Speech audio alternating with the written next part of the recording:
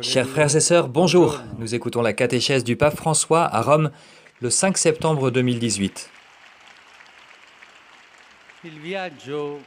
Le voyage à travers le décalogue nous conduit aujourd'hui au commandement sur le jour du repos.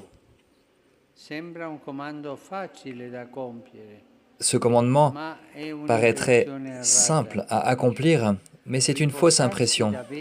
Se reposer réellement, ça n'est pas facile, parce qu'il y a le faux repos et le vrai repos.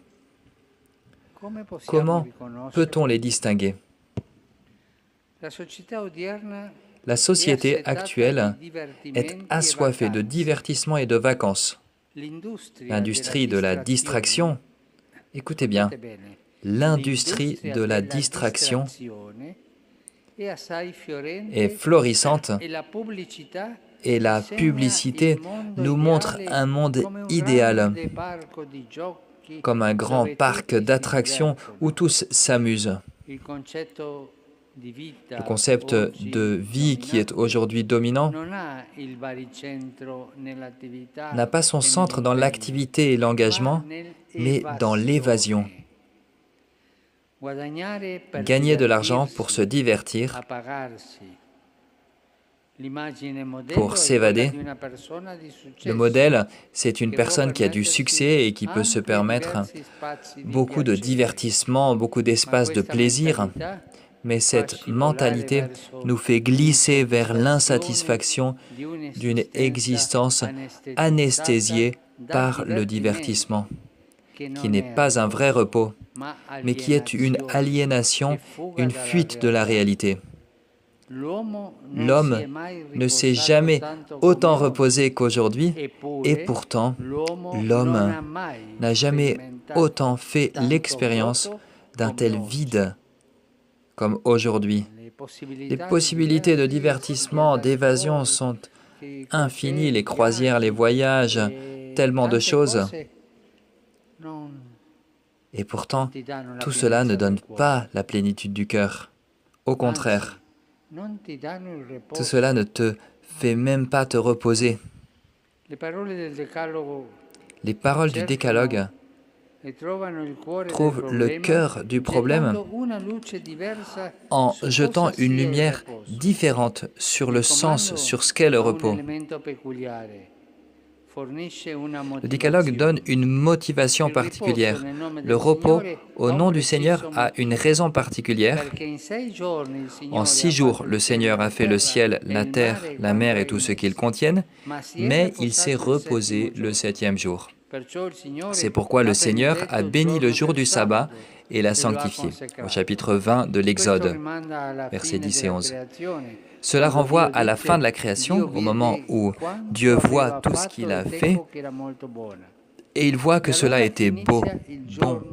Alors commence le jour du repos, la joie de Dieu de ce qu'il a créé, le jour de la contemplation, le jour de la bénédiction. Alors, qu'est-ce que le repos selon ce commandement? C'est le moment de la contemplation, le moment de la louange, et pas le moment de l'évasion. C'est le temps de regarder la réalité et de dire que la vie est belle.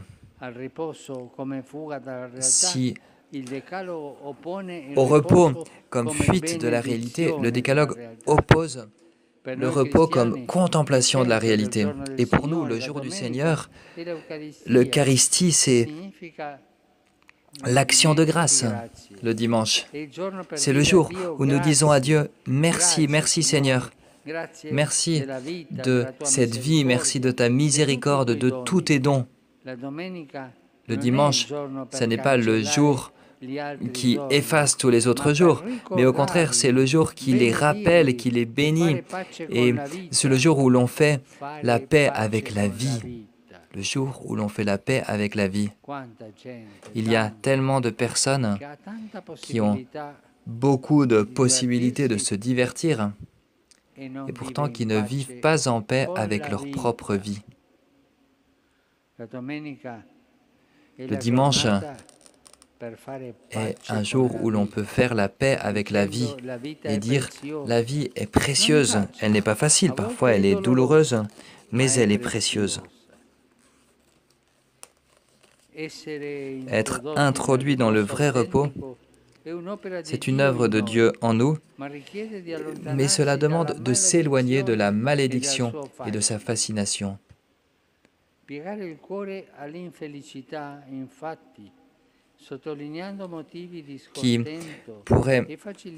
Cette fascination qui pourrait faire plier notre cœur face au malheur. Mais le mouvement adulte du cœur, c'est de contempler le bien. Le bien ne s'impose jamais, il est choisi. La paix, on l'a choisie. On ne peut pas l'imposer. On ne la trouve pas par hasard. Si nous nous éloignons des plaies douloureuses de notre cœur, nous avons besoin de faire la paix avec ce que l'on fuit. Il est nécessaire de se réconcilier avec sa propre histoire, avec les faits que l'on n'accepte pas, avec les parties difficiles de sa propre existence. Et moi, je voudrais vous poser la question alors.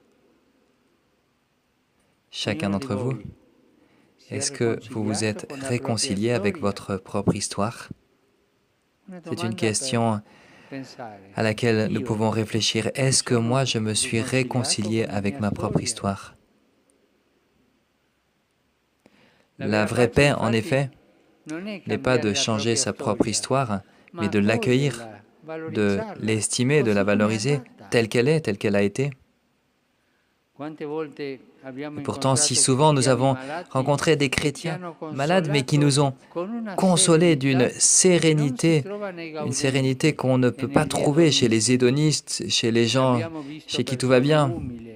Des personnes humbles, pauvres, qui se réjouissent des petites grâces avec un bonheur qui a un goût d'éternité. Le Seigneur dit au Deutéronome, « J'ai mis devant toi la vie et la mort, la bénédiction et la malédiction. Choisis donc la vie pour que tu puisses vivre, toi et ta descendance. » Ce choix est le fiat de la Vierge Marie, que ta volonté soit faite, une ouverture à l'Esprit Saint qui nous met dans les pas du Christ, lui qui nous donne au Père dans les moments les plus dramatiques et qui invoque ainsi la voie qui porte vers la résurrection. La vie devient... Quand la vie devient-elle belle?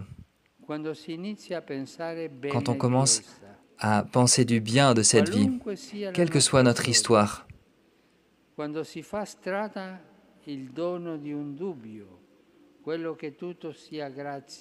Quand on voit que tout est grâce et que cette pensée peut faire craquer les murs intérieurs de l'insatisfaction, cela inaugure le repos authentique. La vie devient alors belle quand on ouvre son cœur à la providence et quand on découvre la vérité de ce psaume. Mon âme se repose en Dieu seul. Elle est belle cette phrase du psaume. Mon âme se repose en Dieu seul. Merci.